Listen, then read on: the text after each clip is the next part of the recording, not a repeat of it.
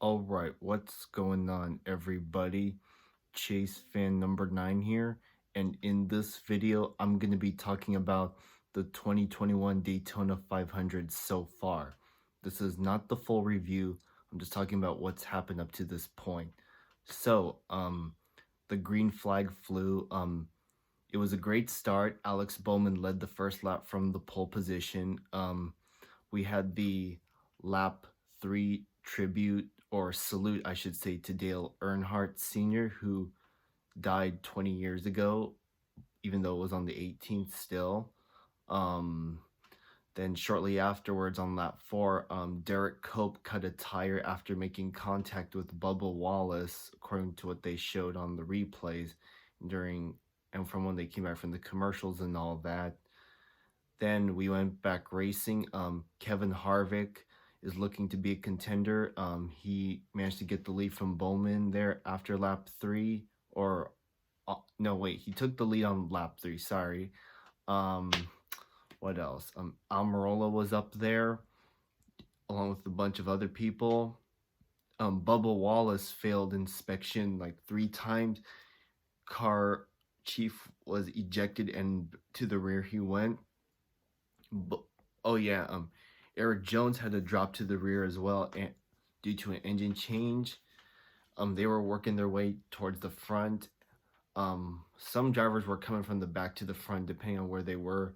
However, though, that was, well, for some of them, that was all short-lived for them on lap 14 when Christopher Bell, getting a push from his teammate Kyle Busch, of all people, gives a bump to the back of Eric Almirola, and it was enough to hook him right into Alex Bowman, therefore setting off a multi-car wreck that took out a bunch of contenders like De Benedetto, David Reagan, Truex, Blaney, unfortunately, Byron, both the Roush Fenway cars, McMurray, unfortunately, I think I said De Benedetto already, Bowman, Almirola, and so forth. I was reading on Twitter, and some people are not happy with Christopher Bell. It's his second year in Cup. I know he's not a rookie anymore, but still, I know there's some drivers that are not proud of the mistakes they made, but hey, it is what it is. Kurt Busch and Daniel Suarez were also in it, and yeah, it was that wreck. I didn't think I'd see the big one happen this early, but I definitely know that this will not be the last. We were in the midst. Oh, and Eric Jones was in it too, unfortunately. So yeah, a bunch of torn up race cars. I think some of them can still continue. Oh, and I forgot Anthony Alfredo and some others were involved. What else? Just when we thought we were going back green, we unfortunately have a lightning strike of all things occur within an 3-mile radius of the track. They brought the cars down the pit road, and as of this recording, it is now a freaking downpour. And I've been reading on Twitter that some people want them to go back to a noon start time, not like noon Pacific time where I live in California. I think they mean noon Eastern time, because this is fucking embarrassment. We had it last year on lap 20. Now this, come on now. I understand NASCAR wants to adjust the times for certain things because of ratings and all that, but come on now. Oops, I hit the tripod. This is the thing there's some things I like about NASCAR and things I don't like, and it's the start times depending on where you're at. At least next weekend we won't have to deal with rain delays because we'll be on the road course next week, so that's a good thing. I hope we don't deal with the same thing when we're at Homestead Miami Speedway either, because, well, saying that this rain delay is an embarrassment, that would be an understatement for me. But it's just not a good look, especially when we're starting a new season and all that. So yeah. So but anyways, with that out of the way, I know some people will explain what I just said more better than me, but I was just pointing that out. But anyways, some early contenders that are looking strong so far. Harvick is looking strong. Who else? Kyle Busch, Brad Keselowski. Hmm. Um. Oh my gosh. Shit. Chase Elliott, Bell are looking to be contenders. Larson is looking strong. So Bubba Wallace, he could be a contender later on when the race gets resumed and all that. So yeah, there's a bunch of drivers who are looking as good right now as early contenders for the win later on. In case you're wondering, this will be part one of the review. Part two might be will be much longer than this. So yeah. But anyways, there's some other things I want to talk about now, so I don't have to talk about later. The Busch Clash was good. It was a great start. Oh wait, I already talked about that. Never mind. Qualifying was good. The duels were typical. Duel 2 is actually crazy. I was happy to see Eric Almirola win a duel race for once, and whether if you love or hate him, it was cool to see Austin Dillon win a race. I'm neutral with Dillon, but I don't hate him. I'll take a Dillon win anytime. At least he didn't pull any crazy. Well, he did on the last lap, so yeah.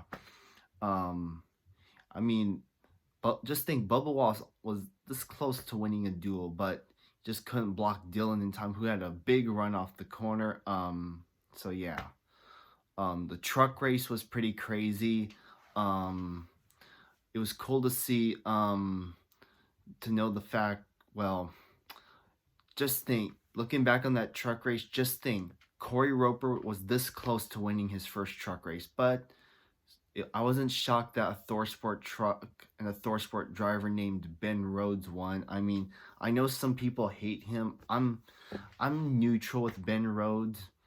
At least he didn't try and wreck the 04.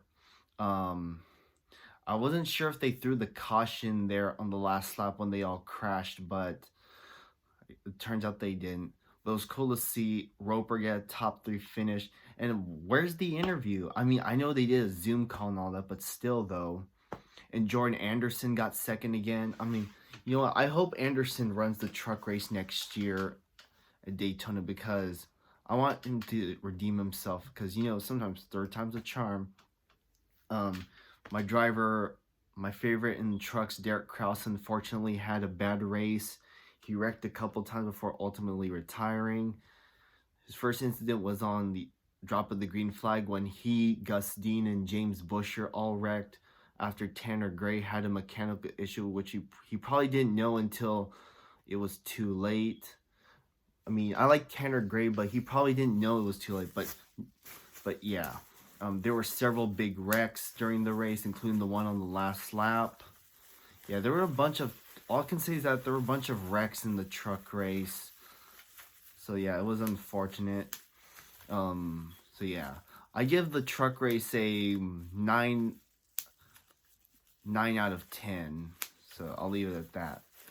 Hope Corey Roper's full time next year. What else? Xfinity race. All I can say is that I'm happy for Austin Cindric getting the win. I know some people wanted Brett Moffitt to win, but hey, it is what it is. At least we can finally stop talking about Penske not winning at Daytona until now. I mean, I knew it was coming, so I wasn't surprised. I wanted Brett Moffitt to win too, but hey, this is what happens when you have the no locking bumper rule in the sport. Back to the truck race. Several notable drivers got top 10s like Truex, Hocevar, Anderson, Roper, of course, and also some of the KBM. I think all 3 of them got top 10 finishes in the race. Oh, and Lassard got to win a stage too, so that was pretty cool. Yeah, even there was that wreck with Tyler Ankrum as well, where he wrecked out late. So yeah, it was pretty chaotic. The Xfinity race too, especially that big one late where oh yeah, there was also that scary wreck with Brandon Jones when he wrecked at the end of stage 2. He got taken out by Cody Ware, who I think was trying to avoid him. Then Alex Labay was collecting that. Yeah, it was a bad night for DGM Racing. Goslin missed the field along with Anderson, rip. Josh Williams had tire issues. And Labay was copping those aforementioned incidents, including the one where he spun on lap 4. So yeah, it was a bad night for DGM. And Baccarella had some issues as well. What else? There was that wreck with Michael Nett when they were all trying to pit. He collected Ryan Sieg, Colby Howard, and all that. So it sucks to see contenders get taken out early. Brandon Jones, back to the Brandon Jones wreck. Love or hate Jones, you should be grateful that he got out of the car because that was a scary wreck. And then there was the wreck with, I think, like 14 to go. Ty Dillon was pushing Hemrick. He tried to get ahead of Hemrick and tried to cut down, and unfortunately he didn't see. He probably didn't know he wasn't clear until it was too late. Came down, not only wrecked himself, but he took out a bunch of contenders. Oh yeah, Gregson, Annette, Allgaier, Barry, all 4 junior motorsports cars were trashed by the time the race was over. So that was the end of their night. Allgaier and Barry were caught up in the last wreck. Fincham, Riley Herbst, Justin Haley, no 4 in a row for him. So yeah, it was a crazy race, but ended with a bunch of torn up race cars. Riley Herbst I thought was going to be a contender, but he was taken out, as I just said. So yeah, it's pretty chaotic. And I'll leave it at that. In the end, I thought Allmendinger would have it. Same with Moffitt. I thought drivers like, I don't know, Graf, well, Tommy Joe Martins and Castle had a chance, but they were taken out late. Kyle Weatherman, I think, had a chance to win. Yeah, there were some small teams up there that had. Even Jason White, who drove the Gunbroker truck, was there up there too. And also, it was cool to see Ryan Sieg lead some of stage 2, but unfortunately he got caught up in that wreck with Annette coming to pit road and all that. So that was the end of him. But anyways, sorry I keep skipping all over the place. Back to the truck race. Haley Deegan had a good run until late in the race when she was taken out after she wrecked on the back stretch and then hit the inside wall hard. She actually did finish the race, but 3 laps down. Oh, well. Anyways, back to the Xfinity race. Oh, Jeb Burton was in it, but he actually managed to finish the race despite the damage. Harrison Burton was also a late race contender. They all had a shot. And, well, not only was it the no locking bumper rule that played a factor, but the fact that Cindric was able to block the runs, so that also played in. So yeah, but in the end, Cindric did what he had to do to win the race, and that's that. Love or hate him, he did what he had to do. The Burton cousins finished 4th and 5th, I think. No, they finished 3rd and 4th. Moffitt got 2nd, best finish for our motorsports. Jason White, as I said, got a top 10 along with several other people. And I'll leave it. And that's all I can say about the Xfinity race, which I will give same rating as the truck race, 9 out of 10. ARCA race, all I can say is that the overtime rule is stupid. It should be a 2-lap shootout like in the others, like in NASCAR. But on top of all that, congratulations to Corey Hyman getting a 2nd career win. Got help. It was another Daytona win for Billy Venturini. Gracie Trotter was an early contender. I wanted to see her get a win.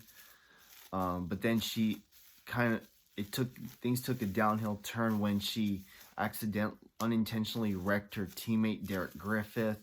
Then she got rear-ended by Chuck Hires, who had a tire problem. And yeah, that pretty much took her out of contention for the win. Not out of the race, just the win. But anyways, it was cool.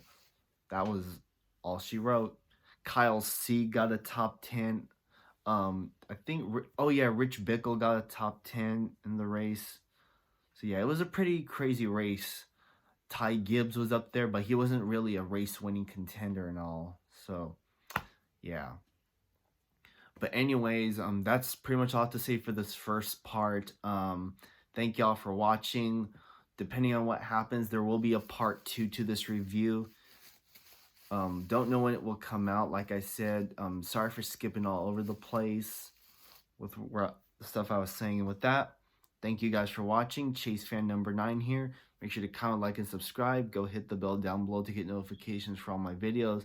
Go hit the like button and follow me at ChaseFan_9 on Twitter and on my second channel, Dinger Fan number 16. With that, I'll see y'all at the end of the Daytona 500. And with that, thank you for watching. Have a good one and stay safe, everybody. All right, bye-bye.